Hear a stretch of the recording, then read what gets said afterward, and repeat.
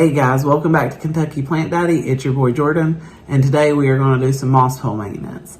I have 4 things that I'm wanting to get done today. One of them is to just add some moss to my Marble Queen pothos moss pole because she's about to reach the point where the moss is.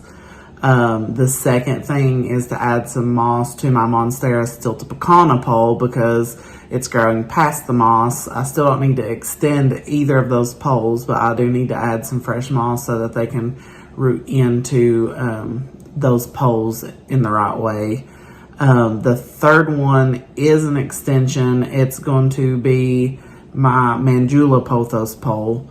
And then the last one is a new pole from scratch, and that's going to be a monstera. I don't know if it's mint variegated Adansonii or just like green on green, but it's a small little cutting, and we're going to start it off on the moss pole. So let's get started, and I'm going to start with the Marble Queen pothos. Okay, so here is the situation. The monstera stiltopicana needs some moss because it's outgrown where the moss is on the pole. The Marble Queen pothos, same situation. It is almost outgrown the moss, so I'm going to add moss to the rest of this extension.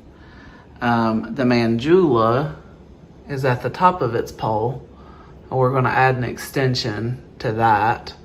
And then this little guy is going to be started fresh on a pole. Here is the moss pole extension that I'm going to use for my manjula. Here is my extra moss that I've gotten wet to add the moss to my other poles. And then here is my fresh moss pole that I'm going to be using for the cuttings. Okay, so basically what we're going to do is we're going to grab moss, we're going to take it up to the top, drop it down. It's probably going to make a mess, so I would grab your vacuum cleaner. And as that moss keeps stacking up, we're going to use something to push it down a little bit. And then we're probably just going to fill it up to maybe here or so that my pothos has room to climb. You could go ahead and fill up this entire moss pole, but the reason why I don't typically do that is because it prolongs your moss pole watering, which already takes forever. So we're going to go ahead and get started with shoving some moss in this pothos Marble Queen pole.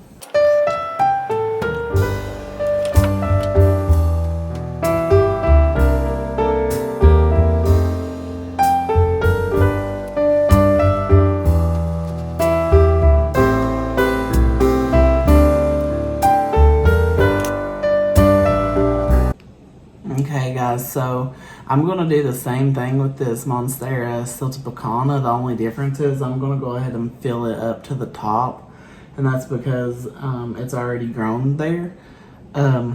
Also, I think in a prior video I said that I wasn't going to extend this plant, and then I did extend it. That's like how quickly it's already grown. But I will not extend this pole again. I'm going to chop this little bar I have holding, giving it some sturdiness. But, and like, I'm fine with this plant. It's a beautiful plant. I'm just like, it's not like upsizing a leaves type of plant. And so I think I've got like a pretty good specimen. And I'm going to start cutting it at the top and hopefully watching it just kind of get bushier here at the bottom. So that's the plan with this monstera stiltopicana.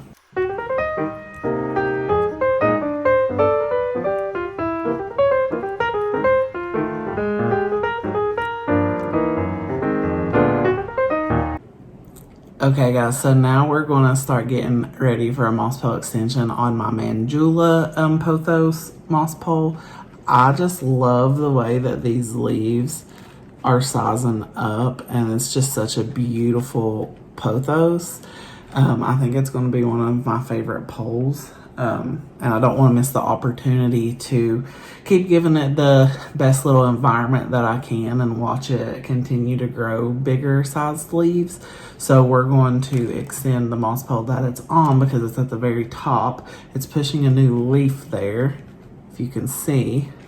So we have this pole that is got some moss in it already. I'm going to get it attached here, and then we'll get everything kind of settled and see how sturdy it looks. Okay, so we're going to get this set up on here.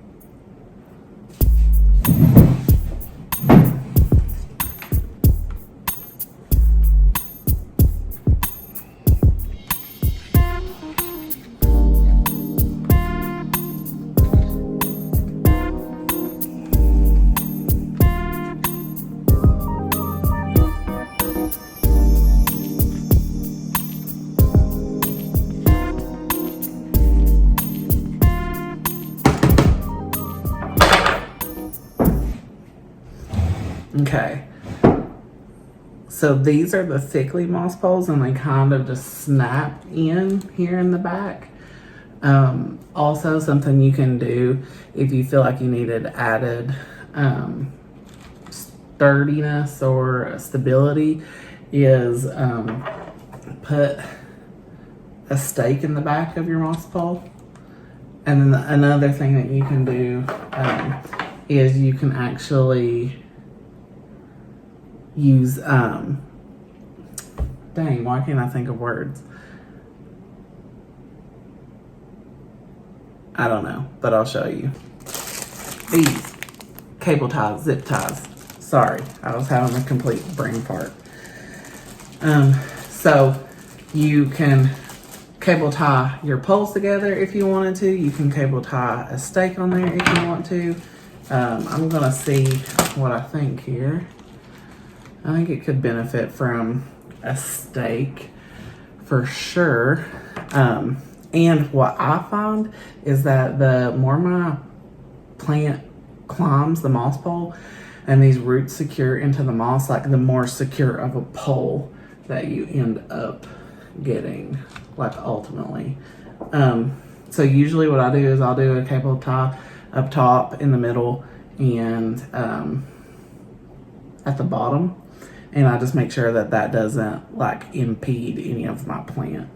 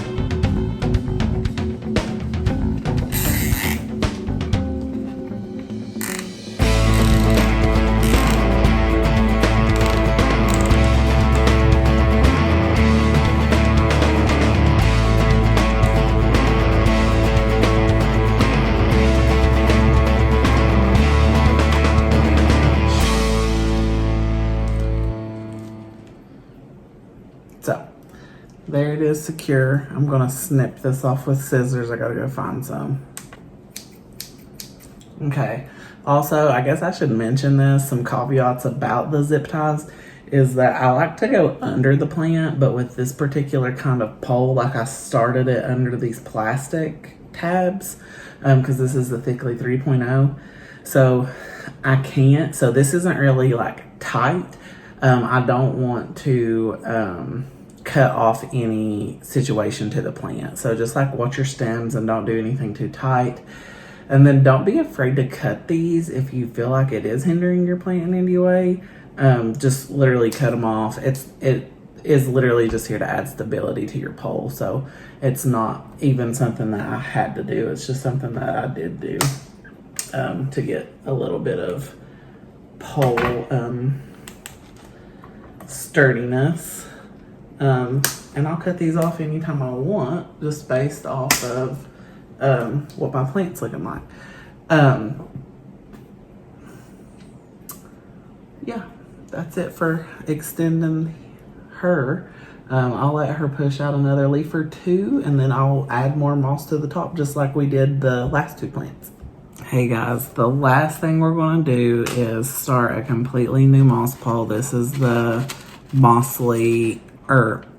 Thickly moss pole. I'm not sure what version, but it's not the 3.0, but it's a small, so it's tiny, and I think it's a little cute pole. It's like a good thing to start like small cuttings on. The cutting that we're going to do today is this variegated Adansonii. I don't know if you can see the variegation very well, but it's kind of like a green on green. I can't remember if I bought this as like mint or what, but so I bought it as this single leaf, and it's given me 2 growth points. So these 2 small leaves. So I think what my best bet is to put the 2 small leaves in the back of my pole so that potentially their nodes can grow into the pole. And have this little sucker sticking out for now, and that'll eventually get cut off. But this is the root system we're starting with. It was smaller when I got it, but I rooted it out in some perlite and leca mix, and now we're going to get our pole situated. So the pole just snaps in the back. It's super easy. There's literally no explanation to it. You just bend them along the lines and then snap it in the back. And then what we're going to do is we're going to add some moss to our pole. And it doesn't have to be a lot because we're just starting it out. We just want to give those nodes something to potentially root into. It's literally going to take a long time, so you don't want to waste a ton of your moss like filling up the entire pole for a couple reasons. You don't want to waste the materials because it's just going to sit there until your plant gives you some growth. And then the other thing is that the more moss you put in here, the longer it's going to take to hydrate it when you're watering it. And why do you want to spend all this extra time hydrating a pole for a plant who's not using any section of your pole except for the main bottom section? So that doesn't make any sense either. So I think that's why a lot of people choose to only partially fill up the moss pole like I'm about to do. The bottom section I kind of leave open like this. So there's no moss here. This is going to be my top section. And the reason why I'm doing that is because we're going to leave room to like put leca or whatever substrate in there to fill the little holes up. So I usually like to do leca because the leca balls don't fall out as easily as all the pon does, but you can do either. You can do leca, you can do pon, you can do a mix. I do a mix a lot. I like to mix my semi-hydro substrates because I find that the leca gives you like added air pockets in your plants like that, your roots like that, the added air pockets, but the lechuzapon holds on to moisture, so you don't have to water it as constantly. Like, and if your reservoir goes dry, you can kind of feel good knowing that like your lechuzapon probably has still held on to quite a bit of moisture, like within the substrate. So then what I do is I just turn it over and try to keep as much of that leca in place. And then you can add like a little bit there to the bottom. And then add your plant in here. The best way that the roots kind of fit. And then also what I like to do for moss poles specifically is that I don't like to leave a lot of room for my roots on the bottom, because the idea is to root up the pole. So like, yeah, you want it to fill up that bottom part, but it doesn't have to be a huge space. What you really want to do is just to be able to have the bottom portion rooted, fill up your small space, your medium space, whatever size pole that you actually like, and then the rest of it is to focus on the pole. Here is my moss pole. I got my plant in there kind of situated the way that I want it, and then I have leca in the bottom. That's what's happened so far. So I'm going to put a couple more pieces of leca just to keep these roots aerated the way that I want them to be.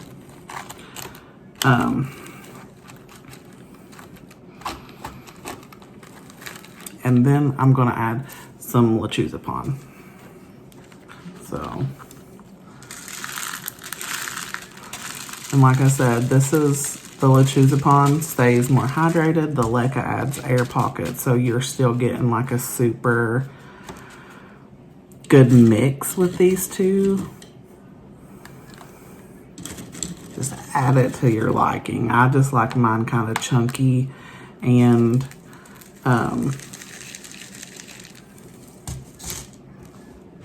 yeah.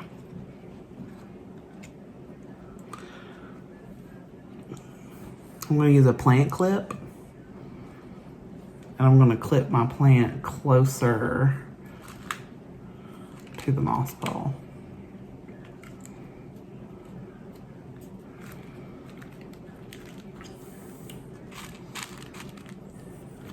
So that's pretty close. Now you just have to water this through.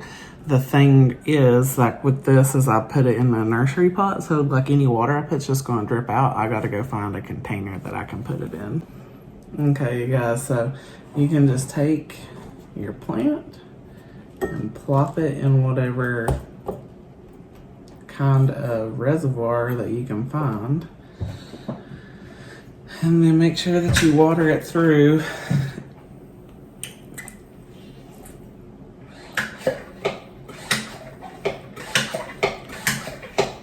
Maybe. Give me a second. Lord.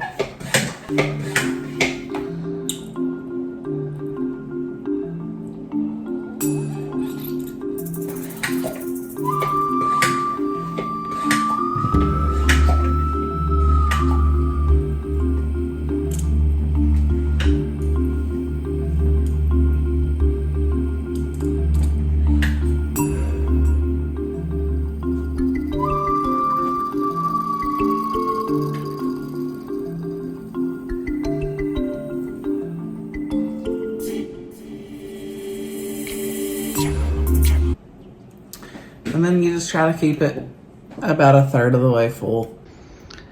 Okay guys, I just wanted to show you that I put the monstera stiltopecana in here. I basically touched on this in my houseplant tour video, but like if I'm not doing special treatment or, you know, trying to grow something into like some bigger, better specimen, then I try to find my plants a space in my living spaces. Like this is the foyer of my home. So this stilton pecana will still grow to that portion of the pole there, and then I'll start cutting it and it'll fill out more on that pole. But I think that this is a good spot for it. I needed something to give some vertical growth here. I think this Adansonii will kind of trail up in the corner here, and this will look nice and full eventually. So this is what I did with my monstera stilton pecana, seeing as how I won't be extending its pole anymore after this little bit of maintenance that I've done. My other poles I placed back in their spots. As the Marble Queen grows, I'm going to continue to put moss in this pole, and I will likely add another extension because that's 2 of the large poles. I will go ahead and add another one. I'll have to find a new place for her, but that's what will happen. And then same for the manjula. She's looking very cute climbing. So after she reaches the top of that pole, I would extend. This Cebu Blue is going to be one of my favorites, I can tell. I will extend this pole one more time, and then I'll have to chop her and re-extend a moss pole for it to keep growing, which is something I've not done yet, but we will do it together.